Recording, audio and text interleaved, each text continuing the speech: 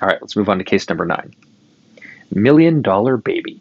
This was submitted by Caitlin Mueller, emergency medicine resident from WellStar Kennestone Regional Medical Center in Marietta, Georgia. Thomas Abramo and Mona Kulkarni helped out with the case. This is a 19-year-old female with autism and developmental delay with a history of aerophagia, so she swallows air, several days of worsening abdominal pain. Initially, the pain began gradually, but it was followed by significant abdominal distension. She was nauseous but didn't vomit, and she had decreased stool output. Once she developed difficulty breathing in conjunction with the abdominal distension, then it was time for a trip to the ED. On exam, she was afebrile, but she was dehydrated and ill-appearing. She was tachypnic. She had intercostal retractions and a severely distended, tense, and tympanic abdomen. You get x-rays, right? This is a cross-table supine view of the abdominal x-ray.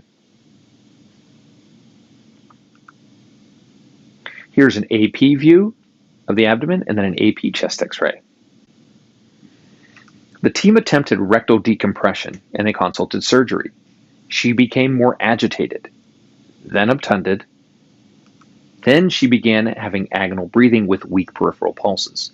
Bag mask ventilation was initiated for respiratory failure. They used a long I time and high inspiratory pressure. Unfortunately, pulseless arrest ensued and CPR was begun. She was a tough access, so they got an IO in her tibia, and they intubated her successfully, but the O2 sats were hanging in the 70s with the end tidal CO2 in the mid-teens. On a subsequent pulse check, she had palpable radial pulses, but absent femoral pulses. At this point, surgery performed a bedside laparotomy. And this is what they saw. So, what's the diagnosis? Is this necrotizing enterocolitis? B, toxic megacolon, C, malrotation with volvulus, D, acquired diaphragmatic hernia, or E, abdominal compartment syndrome? 30 seconds are yours.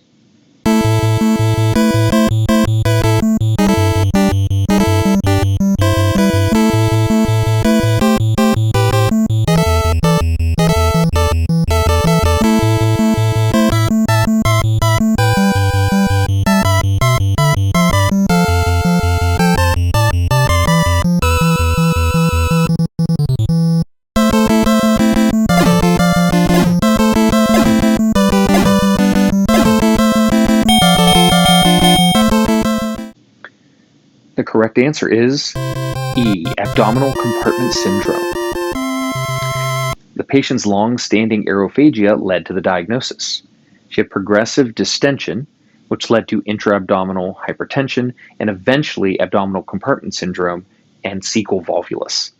Intubation actually worsened her clinical status and led to a polycompartment syndrome in her abdomen, thorax, and CNS. Shortly after decompression, ROSC was achieved.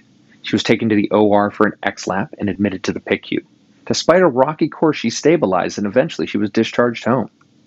This is exceedingly rare in children. It's usually associated with intra-abdominal trauma, surgical complications or emergencies, massive fluid resuscitation in burns or sepsis, or post-CPR. Untreated, the mortality rate is 90%, and even with surgical decompression, the mortality rate is half. What happens in abdominal compartment syndrome? Well, you get a worsening intra-abdominal hypertension, and you can have a myriad of GI symptoms. As the process worsens, patients become hemodynamically unstable with compromised cardiac output. Rising intra-abdominal pressure can also lead to multi-system organ failure. What's the treatment strategies? Well, you reduce compression on the IVC by going right side up, decompress the GI system with rectal and gastric tubes. Patients require delicate ventilatory management with high inspiratory pressure and long I time. A high index of suspicion is needed because measuring abdominal compartment pressure isn't always available.